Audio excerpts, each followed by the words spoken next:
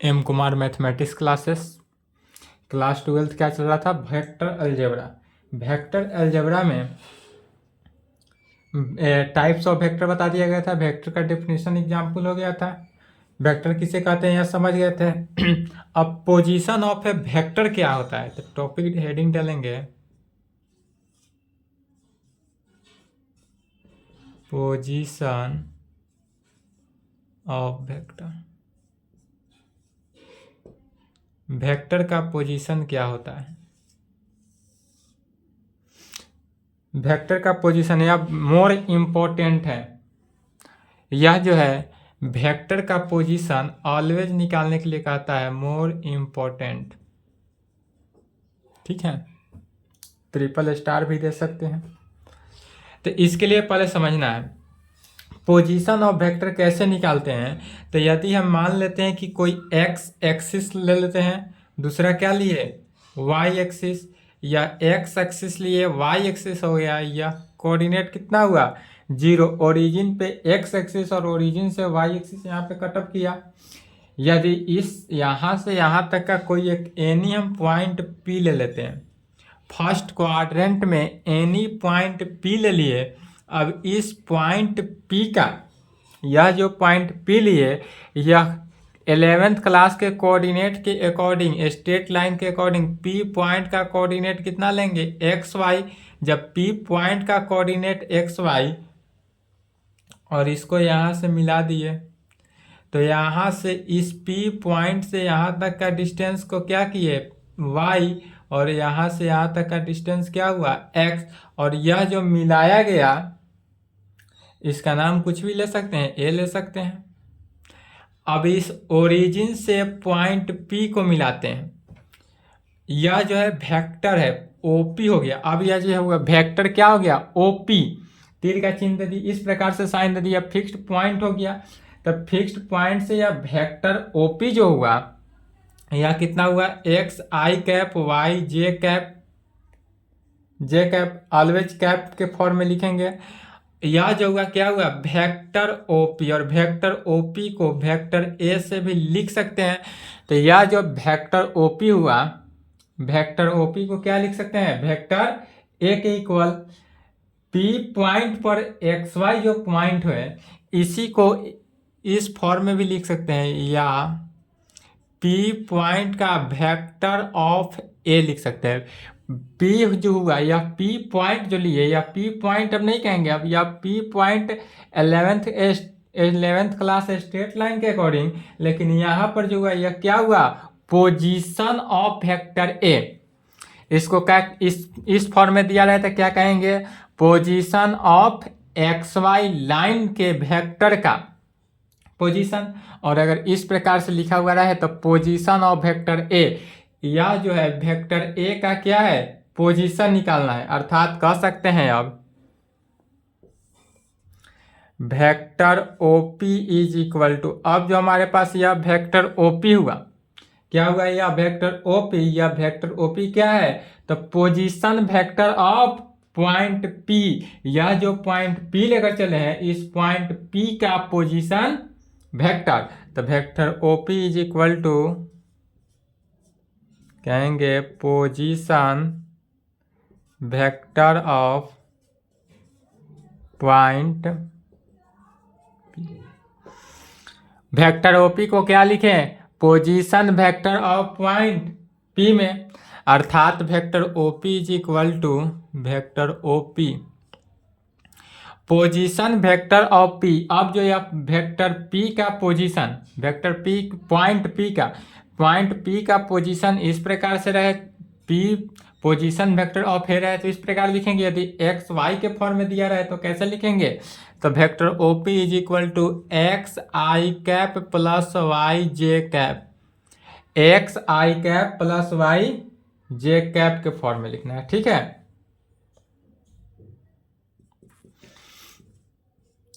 यदि कह दे position vector of A is equal to, तब position vector of A is equal to क्या है vector OP, position vector of P बराबर क्या हो गया वेक्टर ओपी। और इसी वेक्टर ओपी को किस तरह से वेक्टर ए भी लिखते हैं, वेक्टर ओपी को वेक्टर ए भी लिखा जा सकता है। तो जब भी कहा जाए position vector of A is equal to vector OP is equal to किसके, वेक्टर ए के इक्वल होगा, या जो होगा वेक्टर ए के इक्वल हो जाएगा।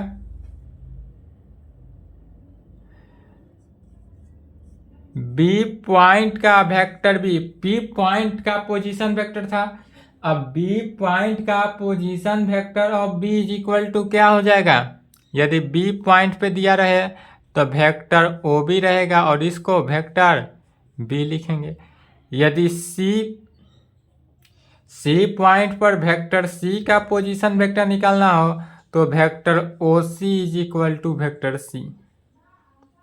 यदि आप पॉइंट पी के जगह पर बी पॉइंट लिखते तो वेक्टर बी लेंगे, सी पॉइंट लिखते तो वेक्टर सी लेंगे, जो भी दिया रहे उस प्रकार लिख सकते हैं। इससे एक एग्जांपल देखेंगे कि इफ यदि वेक्टर ए बराबर हमारे पास 3i cap plus 4j cap दिया हो, मान लेते हैं if vector A is equal to कितना 3i cap and plus 4j cap and vector B and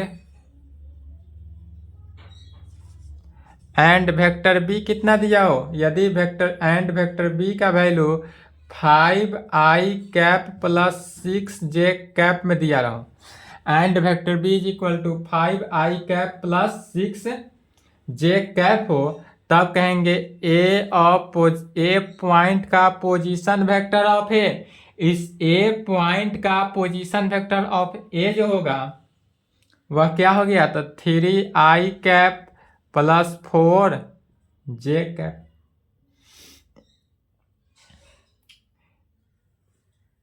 या भी एक और दे देते हैं, या क्वेश्चन दे देते हैं। इफ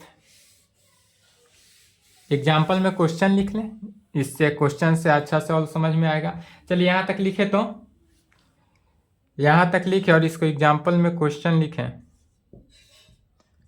इफ यदि मान लेते हैं कि vector A is equal to 3i cap plus 4j cap comma vector B is equal to 5i cap plus 6j cap and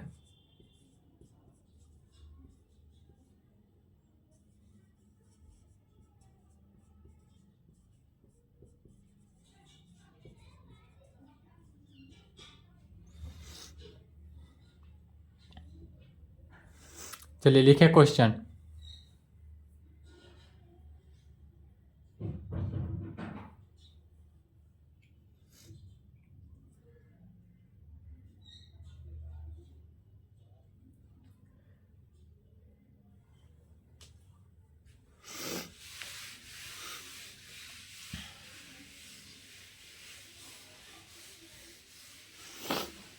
question क्या कर रहा है सो समझेंगे। क्वेश्चन कर रहा है कि इफ यदि vector A is equal to इतना, vector B is equal to इतना एंड ए पॉइंट का पोजीशन वेक्टर बी पॉइंट का पोजीशन वेक्टर दिया हुआ है, अर्थात सॉल्यूशन गिवन डेट हमारे पास क्या दिया हुआ है उसको पहले लिखेंगे।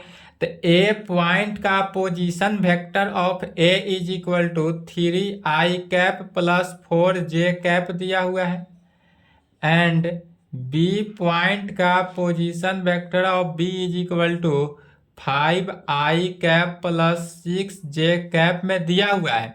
तब हमको किसका, वेक्टर ए बी का वैल्यू निकालना है। तो वेक्टर ए बी के लिए क्या जानते हैं, तो vector A B is equal to, चूंकि यह पोजीशन बी पॉइंट का पोजीशन वेक्टर है, तो जब भी बी पॉइंट का, जैसे कि यदि P पॉइंट का पोजीशन वेक्टर है तो क्या करते हैं, ओ वेक्टर OP, इसलिए यह B पॉइंट का पोजीशन वेक्टर है तो किसके इक्वल हो गया, वेक्टर OB के इक्वल, और यह A पॉइंट का पोजीशन वेक्टर है अर्थात वेक्टर OA के इक्वल हो गया। तो वेक्टर AB निकालने के लिए फॉर्म हो गया vector OB minus vector OA। Vector OA minus OB नहीं लिखेंगे, क्या लिखते हैं, सेकेंड माइनस फर्स्ट। तो vector AB is equal to vector OB minus vector OA। तब यह वेक्टर ओ बी क्या है, तो पोजीशन वेक्टर ऑफ बी है, और वेक्टर ओ ए क्या है, तो पोजीशन वेक्टर ऑफ ए। तो इसी को कहेंगे vector A B is equal to, vector O B को कहेंगे position vector of B, position vector of B minus vector O A जो है वह क्या है, तो पोजीशन वेक्टर ऑफ ए। यह जो हुआ position vector of B minus position vector of A में, अर्थात अब vector A B is equal to, तो पोजीशन वेक्टर ऑफ बी कितना निकला है, पोजीशन वेक्टर ऑफ बी जो है हमारे पास 5i plus 6j, 5i plus 6j minus position vector of A, position vector of A कितना है 3i प्लस 4j में, 5i plus 6j minus 3i minus 4j is equal to कितना हो गया, तो वेक्टर ए बी जो हमारा निकला वह twice I cap plus twice J cap. Vector A B का वैल्यू निकालना था, वेक्टर ए बी का वैल्यू निकल गया कितना, twice I cap plus twice J cap.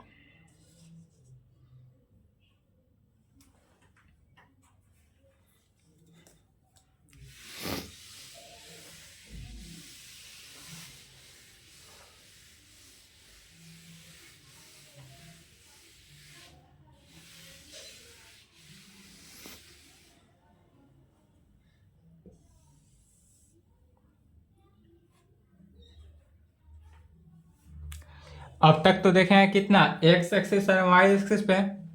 अब यदि X axis, Y axis and Z axis तीनों एक्सिस पे हो तो क्या करेंगे, तो जैसे बनाया है पोजीशन वेक्टर ऑफ ही निकालना है। यदि position vector of X axis, Y axis and Z axis, यह ओरिजिन, पुनः एक पॉइंट पी यहां से ले लीजिए, यह जो हुआ पी पॉइंट जिसका कोऑर्डिनेट एक्स वाई जेड लेंगे, या इसी को एक और किस नाम से दर्शा सकते हैं, तो पोजीशन वेक्टर ऑफ ए। यह जो हुआ हमारा वेक्टर ओपी हुआ, और इसको किस चीज से, वेक्टर ए से भी डिनोट करेंगे। और यह जो वेक्टर ए हुआ, वेयर जहां वेक्टर ए का वैल्यू कितना हो गया, एक्स आई कैप प्लस वाई जे cap plus Z K cap में, वेयर जहां वेक्टर ए का वैल्यू कितना हो गया, एक्स आई कैप प्लस वाई जे cap plus Z K cap के फॉर्म में। तब अब इसका कहा जाए कि position vector of point P, इस पॉइंट पी का पोजीशन वेक्टर निकालना है, तो कैसे निकालेंगे, पोजीशन नोट में लिख लेंगे, position vector of point P क्या कहेंगे, position vector of point P. यदि पॉइंट पी का पोजीशन वेक्टर निकालना है तो vector OP is equal to,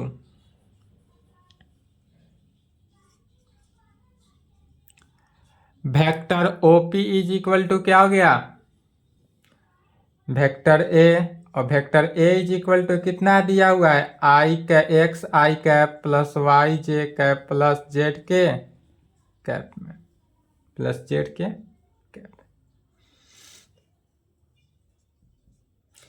अब यदि एक्स वाई जेड का डायरेक्शन रेशियो कहें, अब यह डायरेक्शन रेशियो क्या है,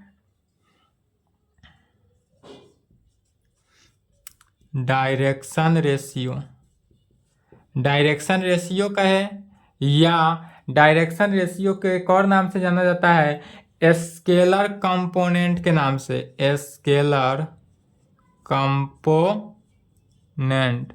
तो क्या कहेंगे, डायरेक्शन रेशियो कहे या स्केलर कंपोनेंट कहे, यह किसके इक्वल हो जाता है? तो एक्स वाई जेड के। डायरेक्शन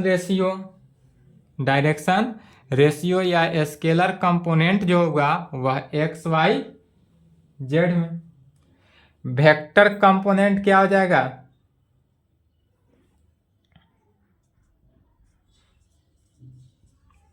वेक्टर कंपोनेंट जो हुआ वह एक्स आई कैप वाई जे कैप जेड के कैप में। वेक्टर कंपोनेंट कितना हो गया? एक्स आई कैप वाई जे कैप जेड के कैप में।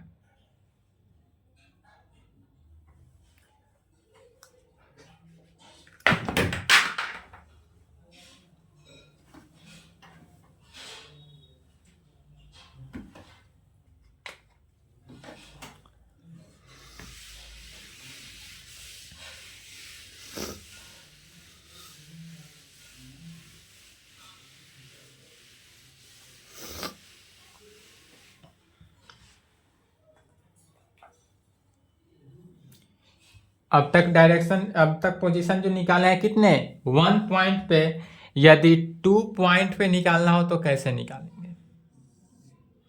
नोट 1 कर देंगे, इसको नोट नंबर 2 लिखेंगे। X axis Y axis Z axis.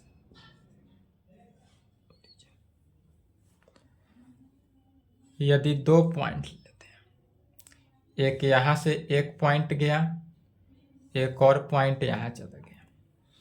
2 point ले लेते हैं। इसका इनिशियल पॉइंट 0 है, इसका भी इनिशियल पॉइंट 0। इसका इनिशियल पॉइंट यह हुआ और इसका फाइनल पॉइंट यह हुआ, अर्थात ए ले लेते हैं इसका इनिशियल पॉइंट, और बी पर क्या रहा है? दो फाइनल पॉइंट पहुंचा बी पॉइंट पे। इसमें एक्स एक्सिस एक्स पॉइंट जो लिए, इस एक्स पॉइंट का कोऑर्डिनेट एंड बी पॉइंट का कोऑर्डिनेट, यदि एक पॉइंट का कोऑर्डिनेट x1 y1 z1 ले लें, बी पॉइंट का कोऑर्डिनेट x2 y2 z2 ले लेते हैं, ठीक है। और पुनः अब चूंकि ए पॉइंट का कोऑर्डिनेट x1 y1 z1 लिए, यह जो हुआ वेक्टर ओ ए को किस चीज से? वेक्टर ए से डिनोट करेंगे। और वेक्टर ए कितना हो गया? एक्स आई कैप प्लस वाई जे कैप प्लस जेड के, x1 i cap y1 j cap z1 के कैप हुआ वेक्टर ए का वैल्यू। इसलिए ए पॉइंट पर जो एक्स वाई जेड हुआ, इसी को कह सकते हैं एक और नाम से A point position vector of है। यह जो हुआ वेक्टर ओ बी को वेक्टर बी से डिनोट करेंगे। वेक्टर बी का कितना value? x2 I cap plus y2 J cap plus z2 K cap के फॉर्म में, या इसी को बी पॉइंट का position vector of B point का पोजीशन वेक्टर ऑफ क्या लिखेंगे? बी। चूंकि vector O A plus vector A B is equal to vector O B हो जाएगा।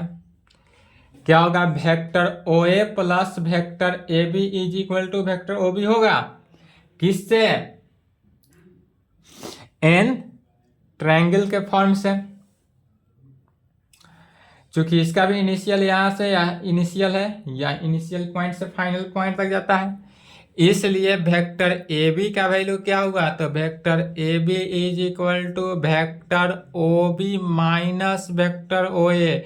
एग्जाम्पल में सॉल्व किए हैं तो फॉर्मूला यहाँ निकल गया, वहाँ डायरेक्ट सॉल्व कर दिए थे इसी फॉर्म से। तो वेक्टर ए बी निकालने का फॉर्मूला क्या हो गया? Vector A B is equal to vector O B minus vector O A. अब जो वेक्टर ओ बी है, वेक्टर ओ बी को क्या लिख सकते हैं सिंपल भाषा में? Vector B. तो vector A B is equal to vector B लिख सकते हैं, अब minus vector O A, minus हमारा जो वेक्टर ओ ए हुआ, इस वेक्टर ओ ए को लिख सकते हैं वेक्टर ए। तो minus vector B minus vector A.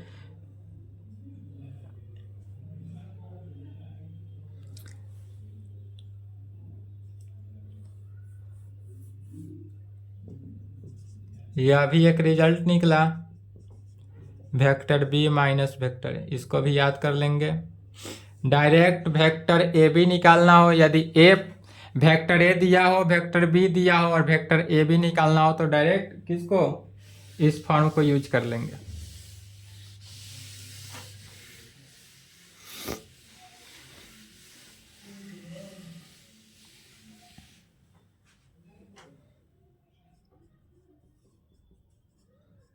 Vector A B is equal to vector B का value x2 i cap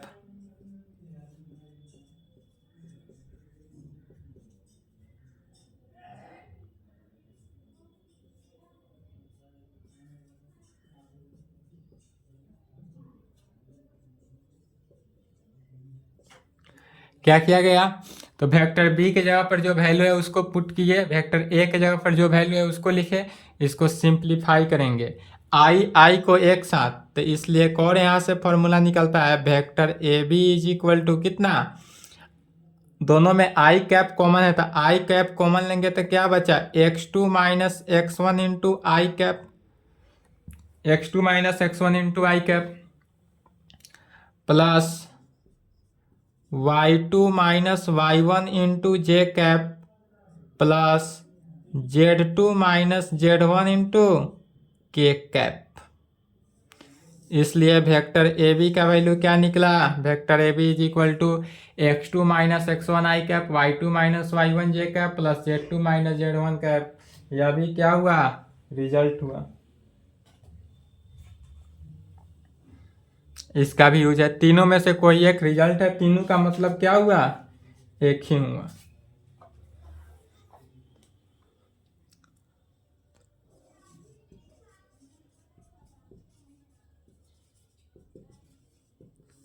topic डालेंगे डायरेक्शन कोसाइन।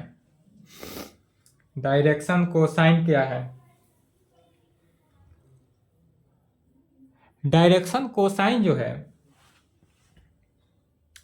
इसके लिए भी पहले एक्स एक्सिस ले लेते हैं, Y axis Z axis, X axis Y axis Z axis, यह क्या हुआ, ओरिजिन हुआ।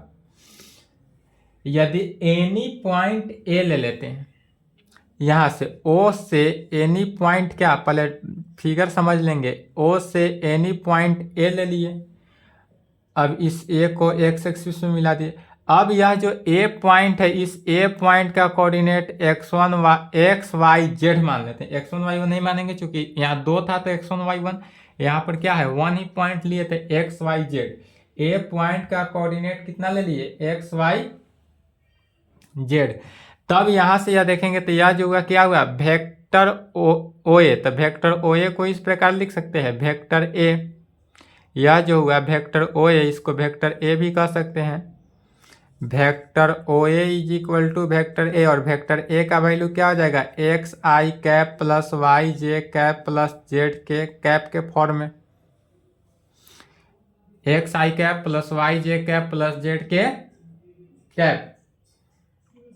बट यही ध्यान देना है, डायरेक्शन कोसाइन चुकी है, तो जब डायरेक्शन कोसाइन हो तो इसमें क्या करते हैं, एंगल के लेकर चलते हैं, एंगल। यहां से देखेंगे तो यह जो है एक्स एक्सिस हुआ, यह तो वाई एक्सिस हुआ, यह जेड एक्सिस है, तो यहां से लेकर यदि चले यहां तक तो यह कितने एंगल से, यदि मान लेते हैं कि यह जो डिस्टेंस हुआ यह अल्फा डिस्टेंस से चलता हो, यह जो डिस्टेंस हुआ यह क्या बीटा एंगल, डिस्टेंस नहीं एंगल, बीटा एंगल बनाता हो, और यदि इस एंगल की बात करें तो यह किसको, गामा एंगल बनाता हो। Alpha angle, beta angle, gamma angle, तीनों एंगल को बनाता हो, अर्थात अल्फा बीटा गामा जो है इन, यह क्या है, एंगल को दर्शाता है, माने इंक्लिनेशन विथ एक्सिस, यह इंक्लिनेशन है एक्सिस का, कह सकते हैं वेयर जहां alpha beta gamma are inclination with axis, inclination with axis, तब इसका डायरेक्शन कोसाइन क्या होगा, तो डायरेक्ट डायरेक्शन कोसाइन समझना है, क्योंकि यह डायरेक्शन कोसाइन इंपॉर्टेंट है, इस पे क्या होता है, रिजल्ट है। तब यार डायरेक्शन जो कोसाइन है इस पे क्वेश्चन भी आपका बनेगा।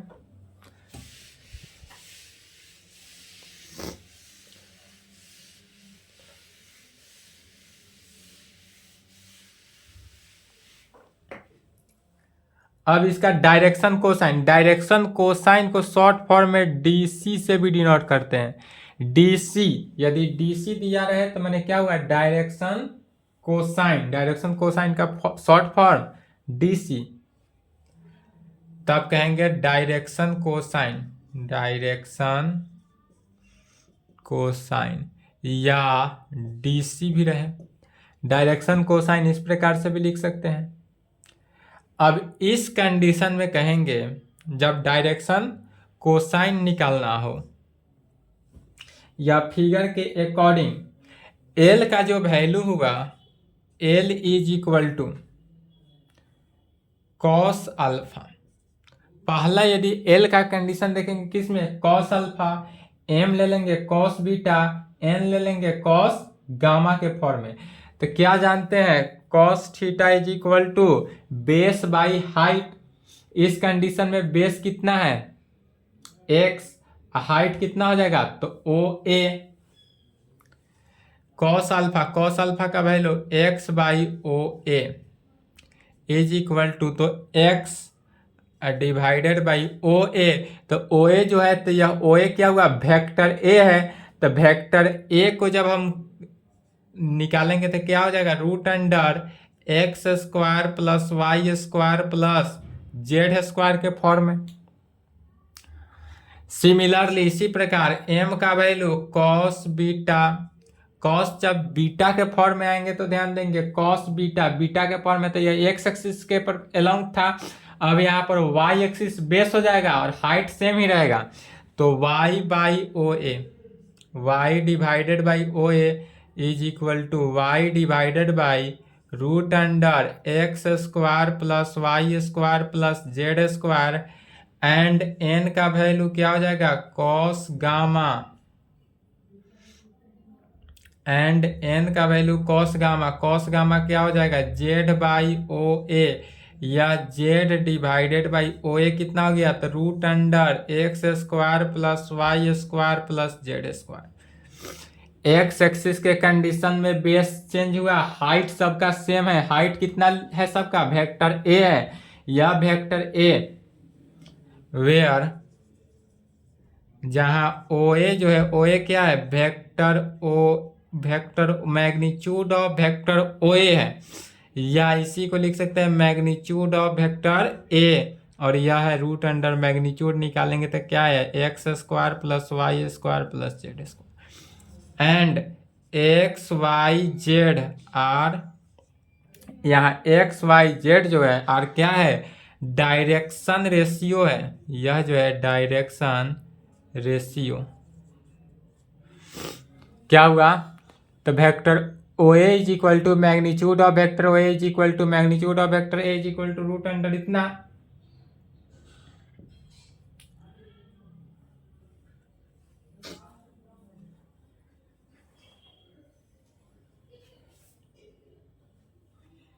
चलिए लिख लिए।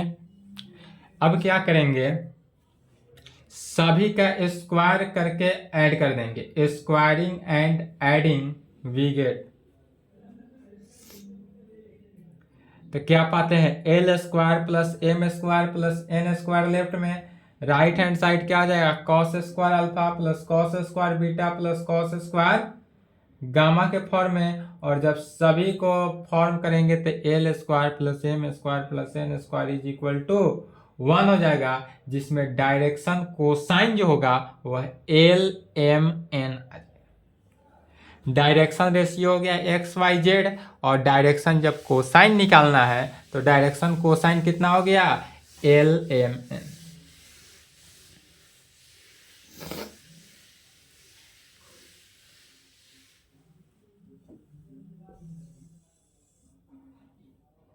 तो इसी को क्या करेंगे, स्क्वायरिंग एंड एडिंग करेंगे, तो L square plus M square plus N square is equal to cos square alpha plus cos square beta plus cos square gamma, और इसका value 1 L square plus M square plus N square is equal to 1।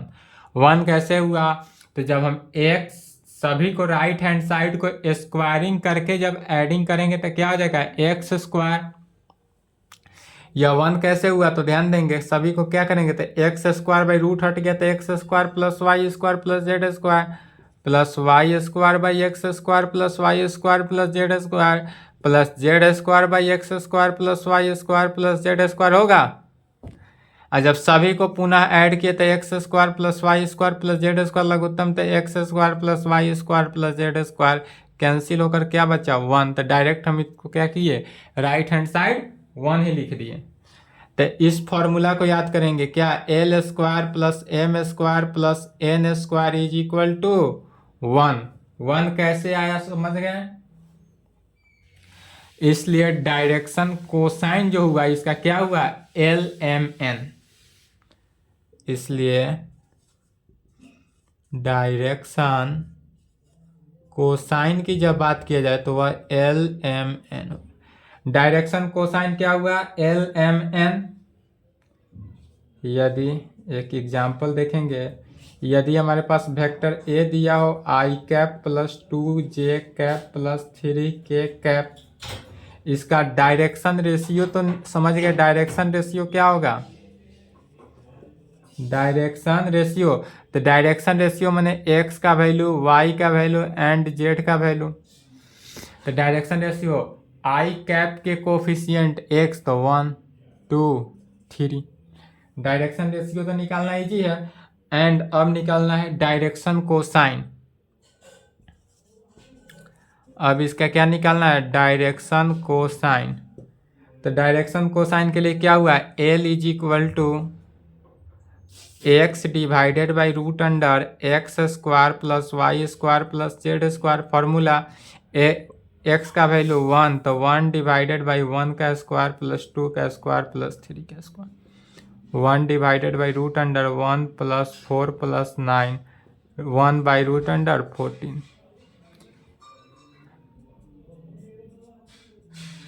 L का value कितना निकला? 1 by root under 14। Similarly M N,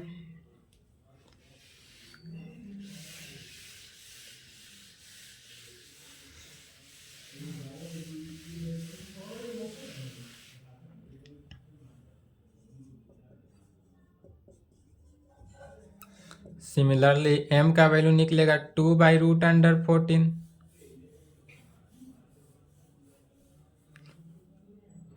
L is equal to 1 by root under 14।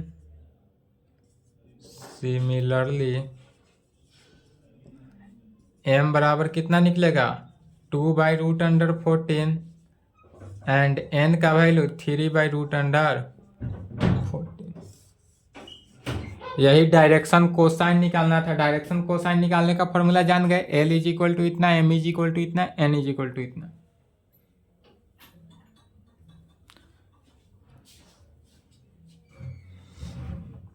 चलिए यहाँ तक complete करेंगे। आज की क्लास को यहीं पर संपन्न करते हैं। इसके आगे है वेक्टर का प्रकार। वेक्टर को पुनः 2 प्रकार से डिस्ट्रीब्यूट करेंगे। वेक्टर जो है इसको कितने भागों में? 2 भागों में बांटेंगे। एक हो गया डॉट प्रोडक्ट, दूसरा हो गया क्रॉस प्रोडक्ट। नेक्स्ट क्लास में क्या चलेगा? Dot product. यहां तक कंप्लीट कर लेंगे।